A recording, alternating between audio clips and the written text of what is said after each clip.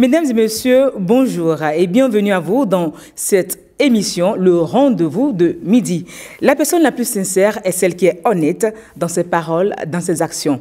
Oui, moi, pour être honnête dans mes paroles, je vous dirais que pendant ces 45 minutes, je ne serai pas seule pour conduire les échanges à travers des rubriques comme Bien-être. On a la belle Rebecca Sagboron qui nous montre les bonnes actions pour manger malgré son emploi du temps chargé. Je ne vous révélerai pas toute l'émission, je vous laisse découvrir. Qui nous chantait bonne place, essayez toujours d'avoir la bonne place aux côtés de ceux que vous aimez. Quand ils vous chasseront, vous reviendrez toujours parce qu'ils auront toujours besoin de vous. Et moi, j'ai toujours besoin de la belle Rebecca Sagboron. Bonjour, comment vous portez? Bonjour Madame Yasmine, je vais bien, merci. Bonjour le plateau, bonjour chers amis téléspectateurs. Alors, en face de notre charmante Rebecca Sagboron, nous avons Monsieur Aristide Diossou. Bonjour, comment vous allez? Ça va très bien, Madame Damata. Vous êtes conseiller en ODD. Je suis économiste au bureau du coordonnateur résident du système des Nations Unies et conseiller sur les objectifs de développement durable. Merci beaucoup. Tout à l'heure avec vous, nous allons parler des ODD. Mais avant, tout de suite, installons le plateau SOS à rendez-vous de midi.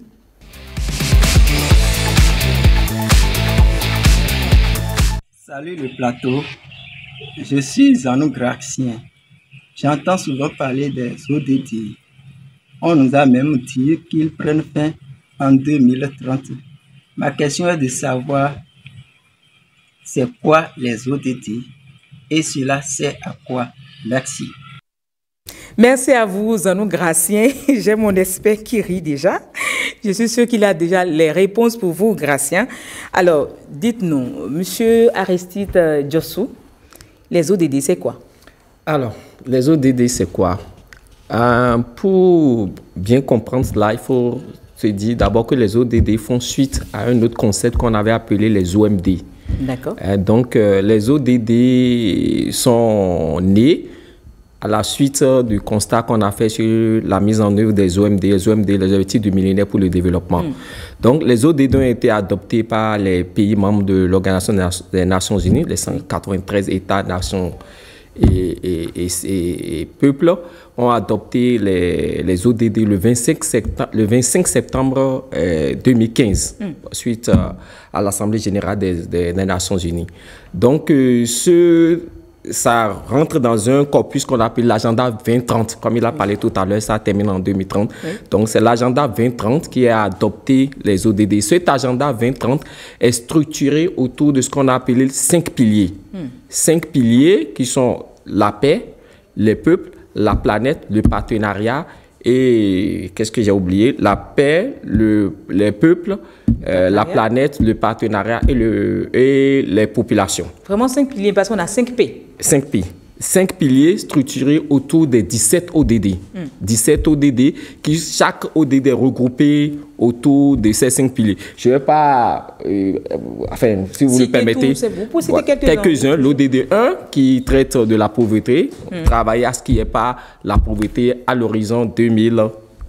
Oui. L'ODD 2 qui traite rapidement de la pauvreté, l'ODD 3 sur la santé, 4 sur l'éducation, l'ODD 5 qui traite de l'égalité entre les sexes, l'ODD 6 qui traite de l'eau propre pour les populations, ainsi de suite, l'ODD peut-être 16 sur lequel je vais revenir, qui traite des questions d'institutions fortes, de la paix, et l'ODD 17 qui est un ODD transversal qui était du partenariat, de la mobilisation de ressources pour atteindre justement ces 17 ODD. Les ODD sont universels. Oui. Contrairement aux OMD, les ODD s'adressent à tous les pays du monde. Tous les pays du monde. Pour vous qui êtes économiste, c'est quel ODD on vous attribue? Non, c'est pas les ODD, c'est justement ça la bonne question. Les ODD sont intégrés. Dans tout? Sont intégrés dans tout. On ne peut pas justement dire on travaille sur un ODD sans toucher tous les autres ODD. C'est justement fort de ce constat que, je crois, le 16e Assemblée générale des Nations Unies a adopté ce qu'on appelle le Common Agenda pour propulser les ODD. Et ce Common Agenda regroupe encore les ODD sur ce qu'on va appeler les 6 transitions pour accélérer les ODD. Parce que vu les crises successives que le monde a connues, la crise du Moyen-Orient, la crise Ukraine, le Covid et autres, ça a amené, enfin, des restrictions pour l'atteinte rapide de l'agenda 2030. Et suite à cela, il y a ce qu'on a appelé les 6 transitions qui ont été adoptées pour propulser les ODD. Et ces 6 transitions sont structurées autour des points saillants que les États sont amenés à développer. Et ces transitions regroupent des paquets d'ODD. Quand je peux rapidement citer les 6, le premier, c'est les systèmes alimentaires. On parle de système alimentaire, tout ce qui concerne la consommation, de la production jusqu'à la consommation finale de l'aliment. Donc, vous convenez avec moi que plusieurs ODD sont impactés lorsqu'un pays travaille pour renforcer les systèmes alimentaires, faire des systèmes alimentaires durables. Les ODD tels que la faim, tels que la pauvreté, les emplois, la durabilité, tous ces ODD sont dans ce paquet. Donc, lorsqu'un pays travaille efficacement sur ce paquet, sur les systèmes alimentaires, il impacte ce paquet d'ODD. Il y a l'ODD, il y a la transition sur l'emploi et les transitions justes. Donc, les transitions justes, la protection sociale, qui regroupe tout ce que vous convenez, protection sociale, qui prend le paquet d'ODD 1 et le paquet d'ODD 8 et autres. Maintenant, il y a la transition qui est très importante sur la transformation de l'éducation. Vous n'êtes pas sans savoir qu'en travaillant sur l'éducation, on impacte un certain nombre d'ODD et ainsi de suite. Mais il y a l'ODD sur les changements climatiques. Et le défi des changements climatiques, comme vous le savez, est planétaire. Et face à ce défi, il y a une transition qui traite des changements climatiques. Et en travaillant sur les changements climatiques, justement aussi, on travaille sur plusieurs ODD. De tout ça, comment les populations eux-mêmes peuvent vraiment exploiter les ODD pour qu'on puisse vite atteindre les résultats en 2030? Alors, comme je disais, les ODD, c'est universel, c'est intégré. Et toutes les entités, les personnes, les individus ont leur part à jouer pour la mise en œuvre des ODD. Et je crois, justement, avec l'appui du gouvernement ici, en son temps, nous avions travaillé en lien avec le ministère en charge du développement ici au Bénin pour intégrer les ODD dans toute la chaîne de planification et intégrer les ODD dans la planification locale. Et on est allé jusqu'à traduire tous les 17 ODD dans nos langues nationales, en Fon, en Goun, en Yoruba, en Dindi et autres, pour permettre aux populations de s'approprier ces objectifs et savoir le part qu'ils doivent jouer dans la mise en œuvre de ces ODD. La première des choses, c'est que les populations s'approprient ces ODD et savoir comment interagir dans les politiques publiques, dans la transparence des politiques publiques pour justement que ces ODD puissent les impacter dans leur milieu local. Mais je voudrais bien qu'on aille sur un petit exemple palpable que les populations pourront s'identifier. Par exemple, un agriculteur, comment il aide, comment il utilise les ODD? Alors, comment il utilise les ODD d'un agriculteur? Alors, comme je disais, les ODD sont intégrés. Alors, avec le PNUD, il y a un programme qu'on avait mis en place dans son temps ici qui concerne la résilience des populations, la résilience des agriculteurs. Et alors, il y a ce qu'on a appelé l'information climatique. On a essayé, à partir des ODD, d'expliquer aux producteurs comment ils doivent tenir compte des changements climatiques et comment mener des mesures d'adaptation pour justement rentabiliser sa production en tenant compte de l'effet que les changements climatiques peuvent avoir, c'est-à-dire sur sa production. Il n'y a pas de plus cette saison. Quelles sont les mesures palliatives que je dois mener lorsque la pluie n'est pas là, lorsqu'on n'a pas les grands moyens d'irrigation, quelles sont les cultures alternatives qu'on doit mener et autres. Ça, c'est des petites actions que nous avions menées, que le PNUD a menées avec les populations pour renforcer leur résilience et permettre justement à ces populations d'être plus résilients et d'être plus adaptés aux effets des changements climatiques. Donc, la première chose, il faut que le producteur ait l'information que les changements climatiques affectent sa production, affectent son revenu et affectent son bien-être. Et comment maintenant mener les actions pour s'adapter à cette donne. Merci beaucoup, Monsieur Aristide Diossou. Vous êtes conseiller sur les ODD. Je préfère rester sur cette définition. Ce titre qui vous appartient, c'est toujours mieux que de parler de conseiller. Bon, comprenez, c'est un peu plus long, mais c'est plus poussé quand on dit à la personne que vous êtes conseiller. Vous voyez, non? Bon, je crois que c'est fini pour la rubrique SOS Rendez-vous de vous. J'espère que notre téléspectateur qui a posé la question, il a eu sa réponse. Monsieur Zonon, j'espère que vous avez eu la réponse sur les ODD parce qu'on a donné des exemples, parce que vous êtes, je crois, sûrement, il avait dit qu'il était producteur. Je crois qu'il a eu sa réponse et qu'il saura comment utiliser les ODD à sa faveur. Fidèles téléspectateurs, c'est fini pour SOS Rendez-vous de midi. Nous allons installer la belle Regina Sani Djegoum pour Modou Beauté. Mais tout de suite, nous allons vers la rubrique Bien-être.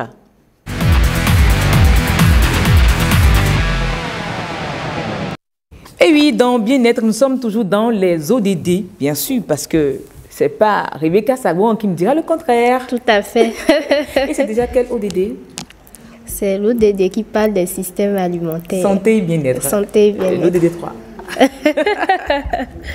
Et oui, selon les nutritionnistes, manger, c'est un art. Et quand on ne mange pas bien, on a des bobos dans le ventre, on a beaucoup de dégâts sanitaires, comme l'obésité et ses frais, bien sûr. Pour certains, manger seul ou manger mal viendrait à faire ce qu'on appelle je n'ai pas le temps, je ne peux pas bien manger. Par la suite, on a des constipations où carrément on veut perdre du poids, beaucoup de dégâts sur la santé que la Belle a décidé aujourd'hui de nuancer avec les téléspectateurs. Concrètement, comment manger quand on a son agenda chargé? Rebecca Sabouan, comment on peut bien manger quand on a son agenda bien chargé, hein, je précise. Effectivement, parce qu'aujourd'hui, beaucoup de personnes ont des agendas chargés. Très chargés. Et il faut déjà se mettre en esprit que c'est possible de bien manger malgré un emploi du temps chargé. Il faut juste une bonne organisation. Quand vous êtes bien organisé, vous allez arriver à vous en sortir. Quand on est bien organisé dans la vie qu'on mène, dans cette tâche, c'est bien ça? Dans cette tâche, oui. Quand on est bien organisé dans cette tâche et quand on est bien organisé dans sa cuisine, parce qu'on parle de la bouffe. Et la bouffe vient de la cuisine, n'est-ce pas? Voilà, donc une bonne organisation. Quand c'est vous-même qui devez cuisiner vos repas, quand vous n'avez pas un cuisinier qui vous gère les courses et la cuisine et que c'est vous-même qui devez le faire, c'est bien de trouver un jour de la semaine où vous établissez votre menu. Le menu de la semaine prochaine. Moi, je le fais souvent les vendredis. Ce que je vais manger. Et vous respectez? J'essaie. C'est pas facile. Non. Vous ne respectez pas. Je respecte. Ok, d'accord. Regina Sani Djegoum, comment vous vous portez, la Belle? Ça va très bien. Ça fait un moment où vous êtes revenu en pleine forme cette fois-ci. Oui, bien sûr. C'est ce qu'on veut. La preuve, la couleur rose vous va à merveille et ça montre que vous dégagez la bonne humeur toujours. Merci. Alors, vous arrivez à vous organiser pour... Non, pas du tout. Pas du tout. Voilà. Donc, il y a plusieurs béninois comme ça qui ne savent pas s'organiser. Donc, Rebecca, donnez-nous les astuces, les bonnes actions pour s'organiser dans sa cuisine pour réellement bien manger et moins cher. Moins cher, effectivement. Il faut déjà souvent se pencher sur les aliments de saison. D'accord. Quand c'est la saison d'un aliment, l'aliment est moins cher. Actuellement, c'est quelle saison? Actuellement, nous avons les ignames. Nous avons un peu de tomates sur le marché. Oui. Nous avons un peu de... Non, les patates. Vous n'allez pas nous demander de manger les tomates. Non, mais aujourd'hui, la plupart des cuisines béninoises, il y a de la tomate. Oui. Oui, quand on fait la sauce tomate, le jus d'oignon tomate, on utilise la tomate. Quand on veut préparer légumes, sauce man, là, on utilise la tomate. Ah, pour certains, non, c'est oignon simplement. Donc, il faut se pencher sur les aliments de saison, mais trouver un jour dans la semaine où on fait le plan du menu de la semaine prochaine. Le lundi, je vais manger telle chose, le mardi, je vais manger telle chose. Et faire la liste des ingrédients qui vont servir à cuisiner ces repas de la semaine. Attendez, si on comprend bien, je fais déjà la liste des repas que je dois manger dans la semaine. Ça fait 7 jours. Mais en plus de faire la liste de ces repas, je fais encore la liste des ingrédients de chaque jour, en fait. Oui. Quand le lundi, par exemple, je dois prendre la sauce tomate, un exemple. Et le mardi, j'ai prévu prendre la sauce légumes feuilles. Ça fait déjà... Il y a des ingrédients qui vont se retrouver dans l'autre, mais qui ne vont pas se retrouver de l'autre côté. Raison pour laquelle, après avoir planifié ces menus de la semaine, il faut faire la liste des ingrédients. Là, quand vous allez au marché, vous allez effectivement acheter tout ce qui est prévu pour la semaine. Je crois que c'est très bien, vraiment. Hein, c'est bien organisé. On est sûr de ce qu'on veut acheter. C'est pas qu'en semaine, il faut aller acheter. Voilà. Quand c'est dans la semaine, vous allez faire les courses chaque jour. Ce n'est pas souvent évident. Honnêtement, c'est pas souvent évident. Mais quand vous trouvez un jour de la semaine où vous le faites, vous savez que les autres jours de la semaine, c'est pour vous reposer. Oui. Donc, quand vous faites la liste des ingrédients, si vous avez la possibilité de trouver quelqu'un pour aller vous faire les achats, c'est bien aussi de déléguer si vous en avez la possibilité. Mais si vous n'avez pas la possibilité, vous planifiez, vous allez au marché vous-même, vous achetez vos ingrédients. Parce que là, on parle d'une personne qui a un agenda chargé. Donc, il faut parfois déléguer les tâches. Voilà. Est-ce qu'on peut également déléguer les tâches dans le programme de ce qu'on veut manger dans la semaine? On peut également déléguer des tâches à ce niveau où il faut forcément faire le choix soi-même. On peut déléguer, mais on peut apprécier. Après que la personne me fait une proposition, moi, je peux apprécier. Parce que manger aussi, c'est un plaisir. D'accord. La personne peut me faire des propositions de ce qu'il aime que moi, je peux ne pas aimer. Manger, il faut aimer. Ça, c'est très important. En tout cas, nous, on aime manger. Nous, on aime manger. Ok, donc, emploi du temps chargé, peut-être qu'il aurait la possibilité de déléguer quelqu'un pour aller lui faire les emplettes. Oui. Là, c'est bien. Et quand vous allez acheter, il y a une chose que nous faisons parfois. Parfois, aujourd'hui, dans certains marchés, on vous préfère certaines choses. Les légumes, par exemple, la dernière fois, j'étais allée au marché pour acheter les légumes. Le temps je ne sais même pas, de débattre pour le prix d'un autre ingrédient, là, le temps que la dame ne m'emballe ça, elle a pensé qu'elle devait me découper ça. Elle découpait déjà. Mais les conditions dans lesquelles ces choses-là ne sont pas faites et sont découpées ne sont pas vraiment agréables. D'accord. Il vaut mieux trouver de bonnes... Le faire chez soi, même si vous pouvez... Vous avez de parler qu'on a un agenda chargé, qu'on a un agenda chargé, à quel moment on va découper les feuilles. On peut demander à la dame de découper, mais respectons l'hygiène, non? Oui, respectons l'hygiène. Pour découper les légumes, selon la bonne hygiène, au marché, là, elles enlèvent les parties dures là. Elles se mettent à découper. Quand je suis rentrée, j'ai regardé la petite partie où elle a découpé là, mais j'étais choquée. Parce qu'il y avait il y a des déchets qu'on n'arrive pas à rattraper. Or, les légumes, quand j'enlève la partie dure, je rince d'abord avant de découper. Là, je suis sûre. C'est ça? Généralement, on découpe. Et puis on rince? Non, normalement, il faut rincer d'abord avant de découper. Parce que quand on ne rince pas, c'est tout petit, les déchets aussi sont tout petits, on n'arrive pas à les rattraper. Et on mange toutes ces choses-là. C'est peut-être ça qui me fait grossir. Donc, quand je rentre, si je peux aussi déléguer pour qu'on me décortique les légumes, pour qu'on me préface certaines choses que je mets au congélateur, c'est bien. Si je n'ai pas un congélateur, aujourd'hui, on peut pasteuriser les aliments. Même les légumes? C'est de les sécher carrément. Sécher, c'est possible. On peut les mettre. La tomate, par exemple, on peut mettre la tomate dans des bocaux en verre qu'on pasteurise, on ferme, on remet au feu, on chauffe pour la semaine. Vous venez chaque jour pour cuisiner, vous prenez juste un pot, vous ouvrez et puis facilement vous faites les mélanges.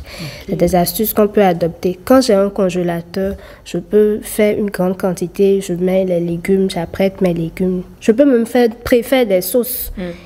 Mais avant de mettre au congélateur, il faut portionner. Il faut portionner avant de mettre au congélateur parce qu'on met souvent de grandes quantités. Quand on sort, on ressort.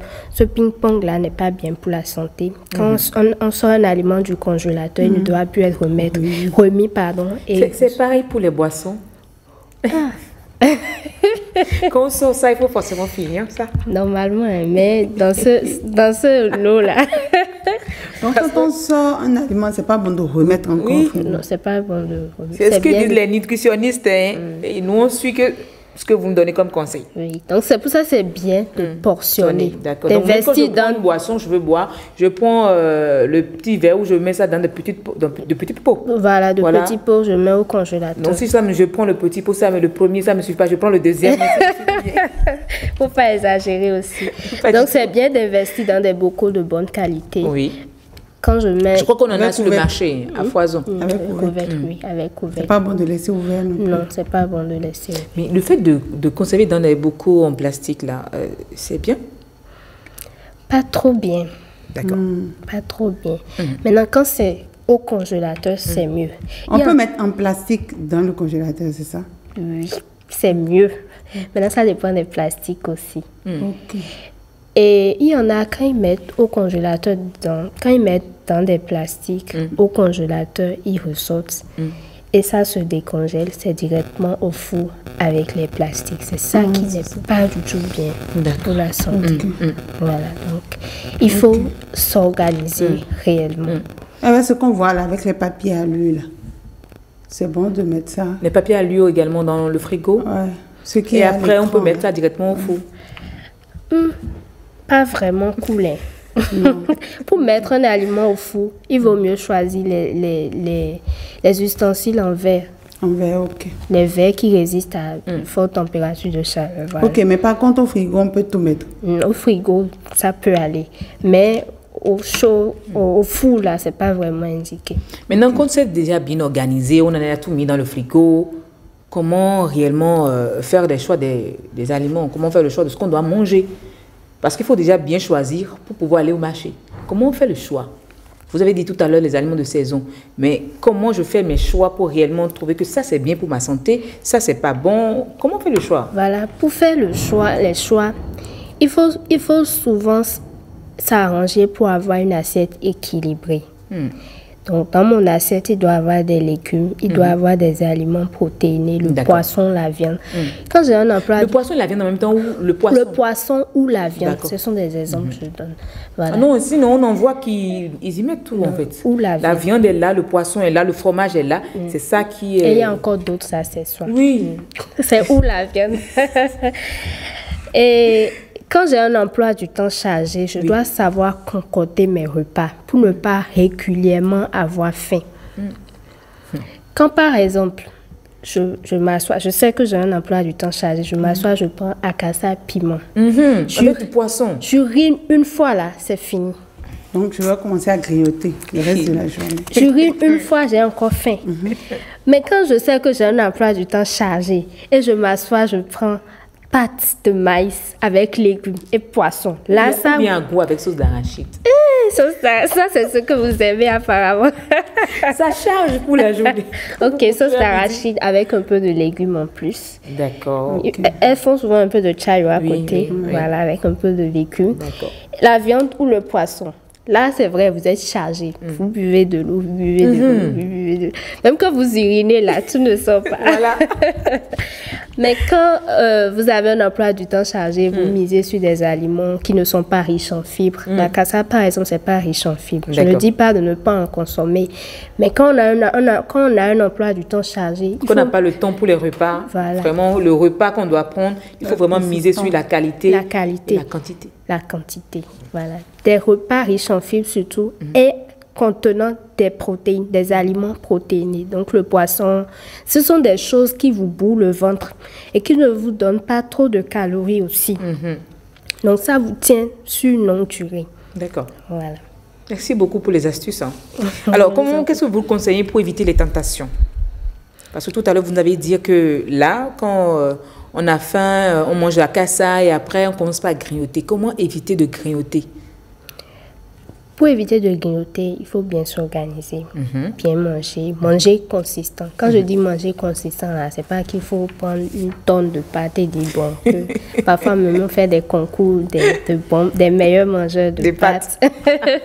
Non, il faut manger raisonnablement, mais des aliments riches en fibres. Maintenant, quand vous n'arrivez pas à le faire et que l'organisme tombe dans commence pas à développer des vices ou bien commence pas à vous faire des caprices, vous êtes obligé de céder et après corriger. Et quand on doit céder, qu'est-ce qu'on peut prendre? Qu'est-ce qu'on peut prendre pour qu'on ne tombe pas dans les vices? Quand vous devez céder, par exemple, vous n'étiez pas organisé et vous avez pris, par exemple, à Kassa à midi et à 14h déjà, vous avez uriné et vous avez faim. On a un creux. On a un creux. Souvent, là, on regarde à gauche et à droite. C'est souvent Gary, on s'en va chercher. Gary, c'est encore bien. Quand on est à la maison, si vous êtes des biscuits, ou bien, aïe, c'est des biscuits. Ou bien, je te pour ta peau. Est-ce que c'est bon? Non. Ah, ok. Les biscuits pour ta peau, là, c'est aliment frits. En tout cas, hier, moi... avec Doko en plus. Le mieux, là, c'est... Ata Doko, voilà. Ata Doko. Ce sont des aliments frits. Et les aliments frits ne sont pas vraiment indiqués. Le mieux, si vous avez une vendeuse de fruits, dans les alentours. Bon, et si tu n'as pas, bon, bref, on a dit qu'il faut manger pour le plaisir. Si tu as envie de prendre à taille de vie, parce qu'on a l'habitude de prendre ça depuis l'enfance et puis on a envie de prendre. Vous Dès que aimez tu prends, ça, comment non? tu rattrapes, oui. Ok. Parce que je ne vais pas avoir envie de me faire plaisir, aller prendre encore fruits alors que vraiment j'ai faim. Et c'est à taille de vie qui me plaît. Oui. Comment rattraper? Oui, vous avez pris. Donc, vous savez que vous allez certainement faire face aux conséquences. Je vais nuancer. Je vais nuancer. Consommation de la taille TV, là, c'est un aliment frit. Donc, des aliments qui ne prient pas des huiles surchauffées. Oui. À force de consommer ces genres d'aliments régulièrement sur un nombre d'années, ça va créer beaucoup de dégâts au niveau de l'organisme. Donc que ce ne soit pas fréquent.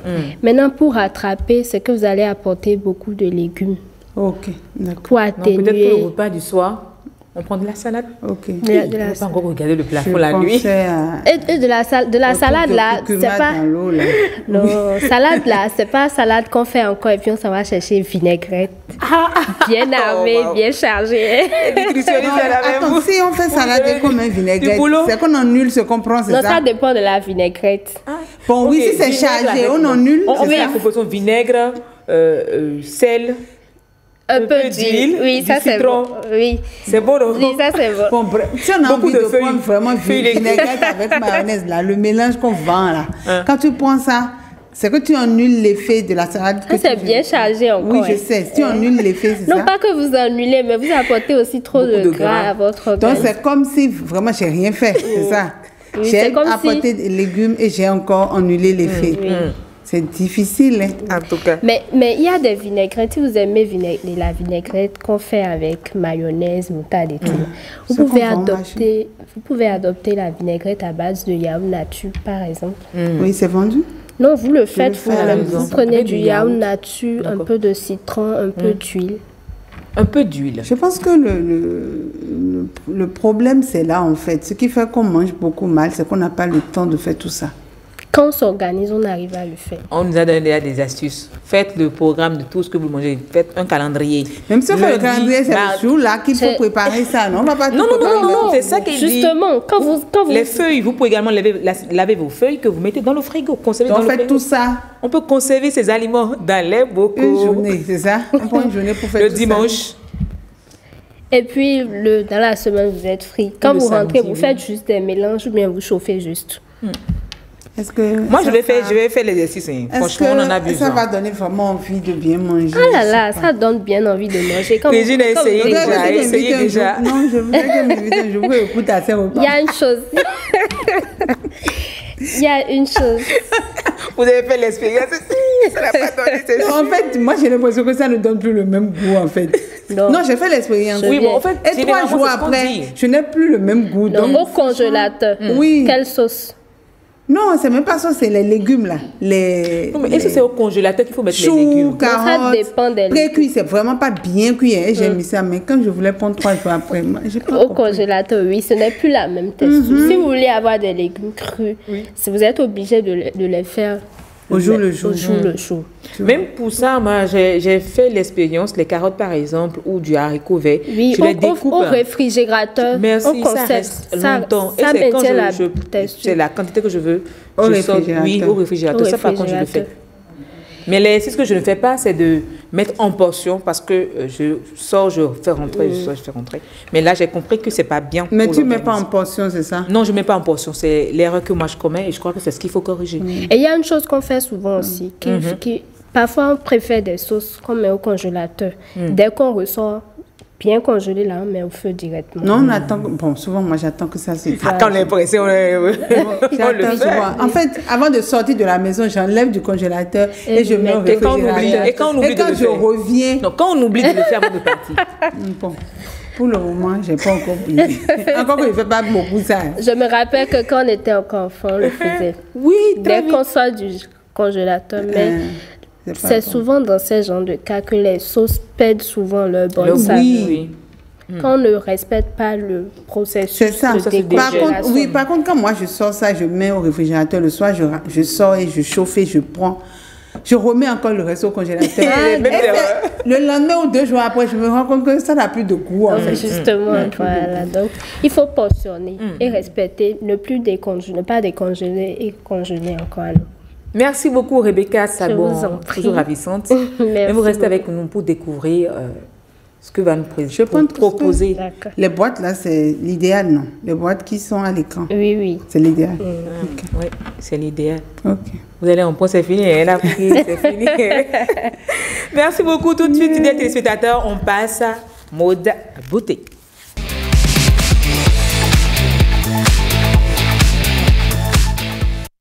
La saison des mariages, oui, c'est déjà là. Il faut se préparer pour avoir sa belle robe.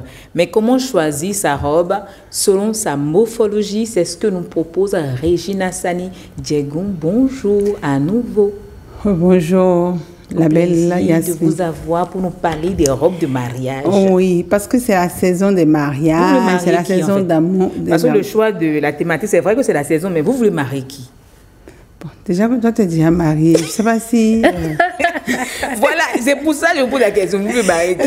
Bon, Ouais, c'est la malheureusement, plus douce, hein? Jennifer n'est pas sur le plateau, sinon c'est elle que voulait marier de force aujourd'hui. Mais elle n'est pas là. On va marier On va Rebecca, marier parce que Rebecca elle aujourd'hui. elle est trop douce là. Il faut Vraiment, quand même, vraiment. Il faut qu'on trouve quelqu'un pour un peu la bousculer.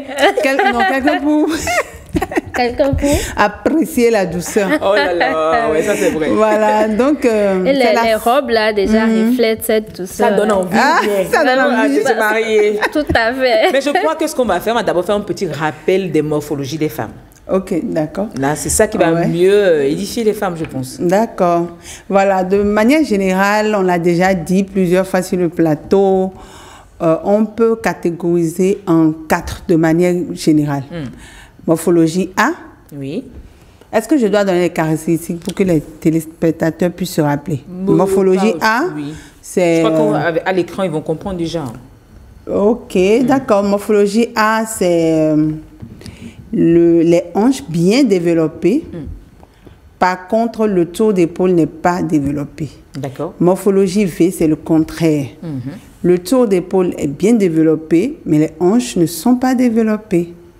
Morphologie IS, c'est tour des épaules et hanches dans le même aliment, c'est-à-dire développé plus ou moins dans le même aliment, de la même manière. Après, nous avons la morphologie H. La morphologie H, c'est tour d'épaule et tour des hanches, plus ou moins même chose. D'accord. Voilà, il n'y a pas une grande différence.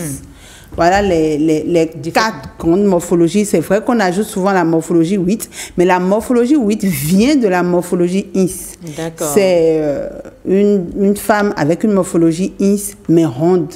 D'accord. Voilà, donc ça vient, c'est pour ça souvent je ne cite pas ça, puisque ça vient de la morphologie IS et que les deux peuvent se permettre de porter la même chose. Alors, puisqu'on Voilà. a parlé des morphologies et qu'on en a 4 voire 5 quand le haut est tiré du INS, comment je choisis ma robe? Ma robe, voilà.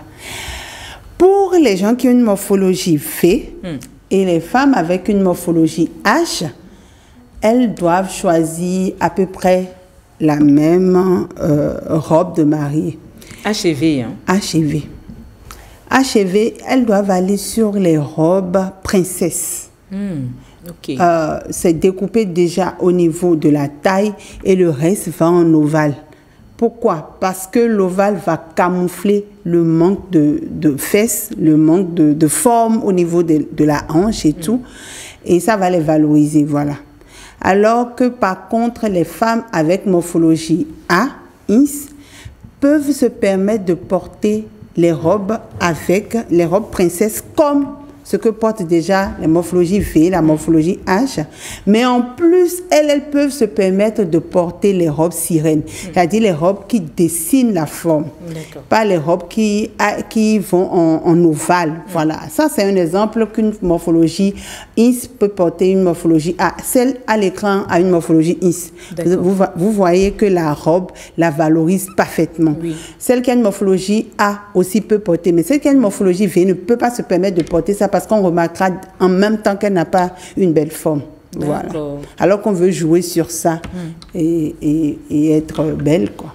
Là, c'est Voilà. également... Ça, c'est morphologie toujours INS. sirène, oui, sirène. Toujours sirène. Là, c'est une robe princesse qu'une morphologie H et une morphologie V peut se permettre de porter. O aussi, bien sûr. O, c'est toujours ce que je dis. Ça va, toutes les formes morphologies peuvent devenir O. Okay. Souvent, les femmes deviennent O après l'accouchement quand elles ne prennent pas soin d'elles parce qu'elles commencent à prendre beaucoup de poids. Et puis, que ce soit le ventre, les hanches et le tout d'épaule, tout est dans le même aliment et c'est rond. Voilà. Donc, souvent, là, maintenant, vous voyez, c'est une femme ronde, mais qui a osé porter une robe sirène simplement parce que c'est sûr qu'avant de devenir ronde, elle était Is, elle n'est pas V, elle n'est pas H, parce que même dans sa forme ronde, on voit les fesses. Oui. Voilà. Quand on ne voit pas les fesses, ce n'est pas la peine de mettre une robe sirène. Maintenant, tout a évolué. Oui. La couture, le stylisme a évolué. Si tu veux mettre, si tu as envie pour ton jour de mariage de mettre une robe sirène, alors que tu n'as pas une forme qui te permet de le porter, nous on a les astuces pour te mettre... C'est quoi les astuces là? Mettre les choses en valeur. Dites-moi, c'est quoi les astuces? On a des astuces pour te permettre... On a dit qu'on sera sincère. C'est mon coup de cœur, la robe précédente, la robe qui vient de passer, c'est mon coup de cœur. Cette robe. Celle qui est passée. Ça, c'est ma robe coup de cœur. C'est une très belle robe de mariée. J'aime beaucoup. C'est pour éviter de nous donner le secret là? Non, en fait, le secret, même si je donne, vous ne comprenez. Mais en fait, il n'y a pas que nous qui utilisons le secret. C'est pas maintenant, même le secret est vendu. C'est pas les conseils. Non, c'est pas ça. Le secret est vendu. On va laisser. Oui. Alors qu'avant, on le mettait dans la couture. Tu peux mettre ça dans la robe. Ça se fait. Et lorsque la personne porte la robe, elle a une forme. Mais quand elle enlève la robe, elle n'a plus de forme. On sait que c'est une personne. Mais aujourd'hui, au marché, tu peux t'acheter des fesses. Des fesses, oui. Des fausses fesses. La hanche, oui. Voilà. On peut acheter les seins aussi. Hein. On s'achète tout aujourd'hui. Oui, tout sur le marché. Donc, en fait, tu as envie de porter une robe. Avis aux hommes, soyez rassurez-vous de l'avoir vu déjà une fois nue. Tu demandes aux hommes de demander à la femme. Quand tu dragues la femme, je vais voir. Je vois une femme mistinguette. Je vois la vérité. Non. Je vois une femme mistinguette qui reste avec moi pendant 5 ans. Et le jour du mariage, elle devient une femme ronde. Aïe. Il faut forcément être sûr de ça. Voilà. Et de se tromper de femme, se demande c'est ma femme. Donc il faut bien. En tout cas. Tu es allé jusqu'au jour du mariage. Je pense même que il y a dans l'amitié là, c'est la totale. Dans l'amitié, tu l'invites. Dans l'amitié, c'est la totale. Tu l'invites au resto. Non, mais il y a des hommes dans l'amitié qui demandent à leur femme de mettre. Ils sont à l'aise avec. Je savais pas. Ils sont à l'aise avec. Même pour le mariage, ils demandent. Ça, je ne savais pas. Par contre, j'ai suivi... On complète juste quelques centimètres. J'ai suivi une histoire où ils se sont rencontrés via les réseaux sociaux. Ils ne se sont jamais vus. Et les photos qu'elle lui envoyait, elle était toujours avec les fausses fesses. Les fausses, exactement. Et un jour, le monsieur demande qu'il va descendre et tout. Et puis, bizarrement, ils ont tout organisé, le mariage, tout à distance et tout comme ça, parce que les parents du monsieur étaient là. Et... c'est là maintenant, elle a commencé à pleurer parce qu'elle sait qu'après le mariage, le monsieur va forcément la voir. Mais la gars, ça, non, il va enlever ça. Pourquoi ne pas s'aimer tel qu'on est? Tel qu'on est. Tu vois, on peut s'aimer tel qu'on est et simplement s'habiller selon sa morphologie. Tout simplement. Si tu sais que tu as une morphologie V, tu sais que tu as une morphologie H, que tu ne peux pas porter une robe sirène, porte une robe princesse au lieu d'aller se compliquer la vie. Je veux bien comprendre déjà pourquoi pour les robes, on est obligé de porter des corsets. Non, on n'est pas obligé. Mais pourquoi de plus en plus les dames, c'est des corsets? Est-ce que c'est une... Non, c'est pas toutes les dames. Moi, je pense que bon... Surtout qu'on a un peu de ventre là. On gagne le ventre. Elles ont envie de gagner. En fait, pour avoir une taille de guêpe, tu vois. Est-ce qu'on est tous obligés? Alors que je pense que c'est plus facile même pour les femmes qui n'ont pas trop de ventre. Lorsqu'elles mettent les corsets, c'est beaucoup plus joli que lorsque la femme a... Contrairement à ce qu'on pense, quand elles ont le ventre, et qu'on tire, elles ne sont pas à l'aise. Donc, elles sont comme ça.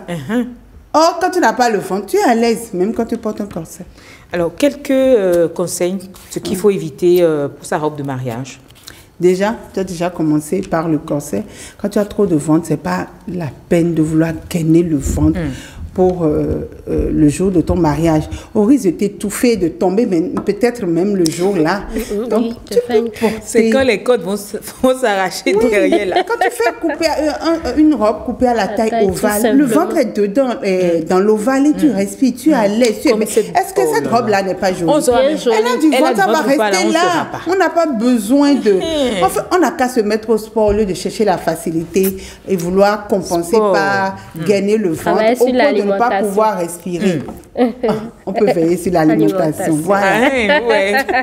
Bon, en fait, 3 mois avant le mariage, c'est de passer voir Rebecca pour qu'elle nous donne de bons conseils, des astuces pour bien garder sa ligne. Là, au moins, on sait qu'on a la ligne. Déjà, on vient chez nous. Non, mais il y en a qui viennent vers vous 3 mois avant. Elles sont grosses et quand elles viennent, elles ont la taille affinée. Je peux les envoyer vers Rebecca pour... au lieu de vouloir mettre forcément pour ne pas pouvoir bien respirer le jour-là. Parce que c'est quand même le plus beau jour de sa vie. Ouais. J'ai suivi une vidéo aujourd'hui, par exemple, où la dame est tombée. Le jour de son mariage, elle chantait, elle est tombée. Je me suis demandé, elle a mis un corset, respirer. Qu'est-ce qui s'est passé? Tout ça, c'est dans le mariage, en fait. Tout ça, c'est prévu dans le mariage. Prenez ça comme ça. On doit gagner pour... Prenez ça comme ça. Tout ça, c'est planifié dans le mariage pour elle. Okay, d'accord. Pour elle. Oui, pour elle. D'accord. Alors, Rebecca Sagboron, merci d'être restée le long de l'émission. Merci pour vos belles astuces. Comment s'organiser quand on a un agenda chargé de bien manger et manger moins cher. Regina, vous nous avez parlé des robes de mariage. Comment choisir sa robe de mariage? Selon sa morphologie, c'est ce dont il était question dans Mode Beauté. Avec SOS Rendez-vous de midi, on a parlé des ODD. Et pour finir, je vous dirai merci d'être resté en notre compagnie. Demain, vous aurez Elliot, Ulysse, Georgie pour vous ambiancer. Ce sera tout. Portez-vous bien. Bye bye et bon appétit.